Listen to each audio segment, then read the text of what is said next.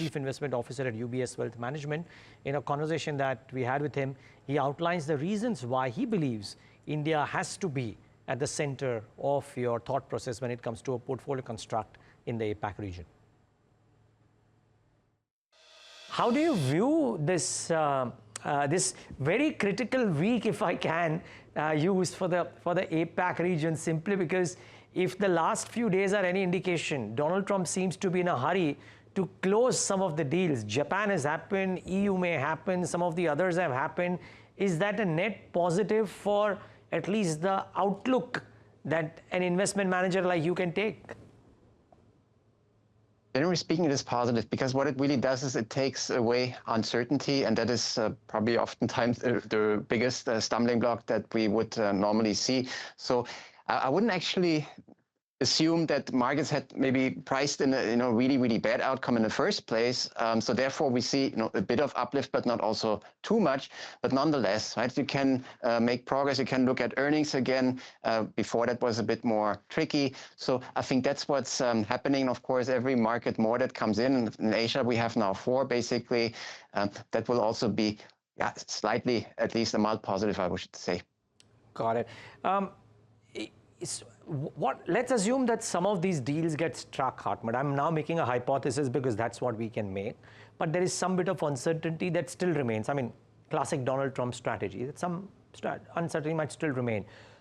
How do you approach risk assets then? Because despite all of this uncertainty, we've had a bit of a, how do I say, an uptick, right, in equity markets since the March-April lows. So what happens next for the, let's say, the last 5 months of the calendar? I think one thing that we're watching, and by the way, is not just our region here in APAC, but especially also the US among them, like that GDP probably in many regions comes down a bit. Why don't you see a bit of softer data probably here and there in the second half? So that is certainly something we're watching. And if at the same time, we're also looking at how much markets have also recovered, places like the US, for example, but also here broader in the region, we call it Asia ex Japan. We have a neutral view, so not necessarily negative, but quite a bit of that has already happened. However, within that, I should also mention this, for example, the Asia ex Japan region, we do have markets such in India actually still on attractive, so we see a bit more upside maybe than for the region overall. Sorry, am I hearing you say that you believe that there could be some more upsides on India? Because that's a rare view coming in from a global voice, only because almost everybody keeps on complaining about the valuations in India. Look, it's from a valuation point of view, I'll admit, right? Is it extremely low? No, it isn't, but it hasn't been for quite some time, especially in the last 10 years. You can always make that argument, but I would look at it from a different perspective. And so if you look at the US markets, for example, or how over many years, right, these markets, both the US and actually to some extent also India have done, right, they have outperformed most of the other markets. And if you get that kind of also earnings growth or that certainty in the earnings, a better outlook, then naturally you would also pay a higher multiple. Plus, as I always also say, if I look at this market, right, so what do we have for India? We have earnings growth that probably starting from this quarter, we'll see, but this is my assumption, we're going back to double digits. We think this is going to last for 2 years, sort of by Indian standards would be the fiscal 26 and would be fiscal 27, right? So 2 years in a row where we get very likely double-digit growth, and we're coming from a low base. We all know that the previous fiscal Nifty growth, for example, was only single digits, right? So how many other markets do we have? But on top of that, we have falling rates, also in India, of course, right? So we think the 10-year goes easily, probably by mid-next year to, say, 5.9, so below 6. And when that happens, it also stabilizes your valuation. You can argue whether it should shoot up or not, but it shouldn't come down really in this kind of instance where you have GDP next year improving in India, you have the earnings side improving, and you have falling rates. You cannot ask for much more than that.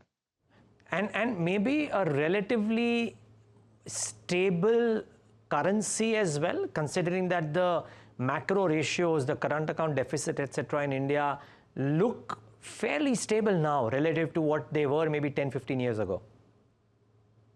And it all comes also from the interest rate side.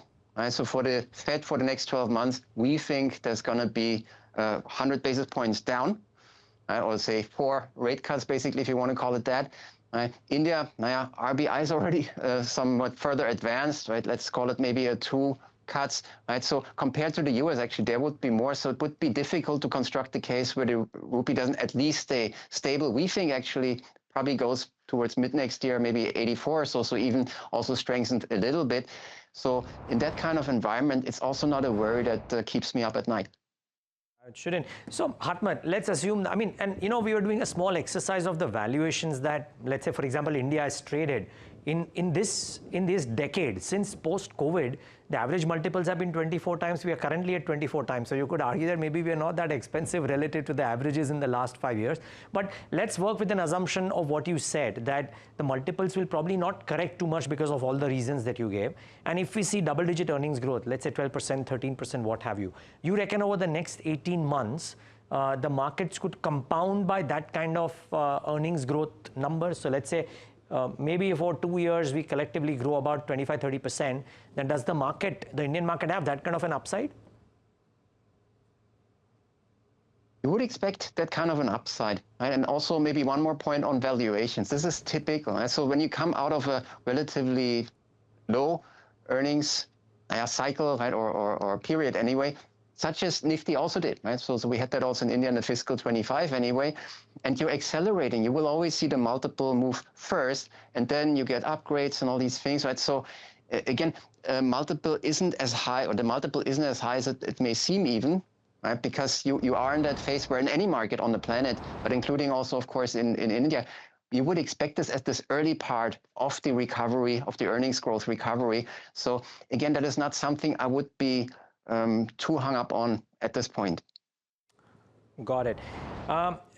Just before I get to maybe some thoughts around whether actually let me finish that and then I'll come to competition, right, across the world. So one is, Hartmut, the common view has been that, or at least for a global investor, maybe you look at the safety of and the liquidity of the large caps, but a common view around the domestic guys out here in India, which are also now fairly large, is that the earnings growth will be very, very sharp in a lot of sectors that have gotten created in India in the last 5 years and which may not be present in the top 50 stocks. I mean, it could be the EMS or electronic management companies, it could be energy transition, etc. They are not present in the Nifty 50, where typically foreign investors would flock to, but they are present in the other 450 stocks, which is the top one of 450 of the remaining 500 stocks. How does a global investor think about that? It's actually a very common setup, right? Typically, you have that rule that small and mid caps, at least over a longer term, tend to outperform, right? Their base is also lower. So that is not so unusual. And this is also the situation we have India in. Then again, valuations, of course, is a different matter, right? So we're seeing some also in the league sort of below the Nifty 50, right? And also recently, also in part, we already have seen the earnings, right? This quarter or last quarter. And just need a little bit of maybe cooling off, and then these stocks correct quite a bit, right? So this is also part and parcel of what you have. So what I would say is, whether it's a global investor or somebody from within India, is do a bit of both, right? Have the larger cap in the big index, right? And they're well established, they're blue chips and all these things, and they're a bit also cheaper, relatively speaking, in terms of valuations. But certainly, right, if you want to round it out a bit, there's nothing wrong with also putting a couple of mid and small caps within it, because yes, over a number of years, they tend to grow faster given their lower base. So there is a room for both, in my view.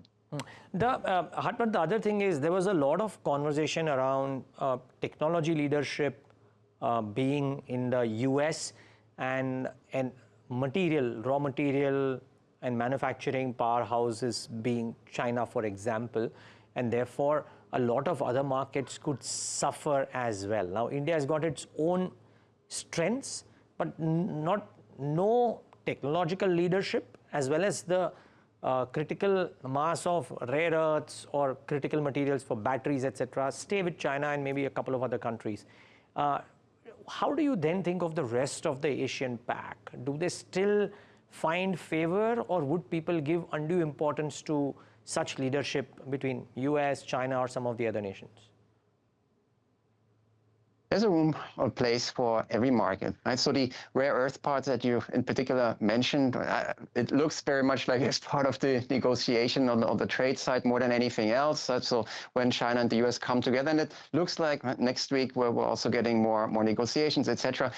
I think if there had been really something brewing, we would have known by now. So even here, we could say that they're going to agree on something, whatever that final number is, right? But is it going to go back to 145%? Probably not. And so that is happening, and rare earths is part of that. So if there is a whole package that gets solved, then rare earths should also be in it. Now, coming to India, even though some of the, also tech leadership, etc., this is not necessarily the sectors where India has a very, very strong foothold. But if I then look at GDP around the world of the big economies, right, nobody comes even close to what India has. So India is a different characteristics. Right? So you don't go there because you have maybe a technology leadership like you have maybe in some corners of the US. You go there because you have growth that you don't find in other places. And so you diversify out your portfolio. So India plays a very strong role from that angle.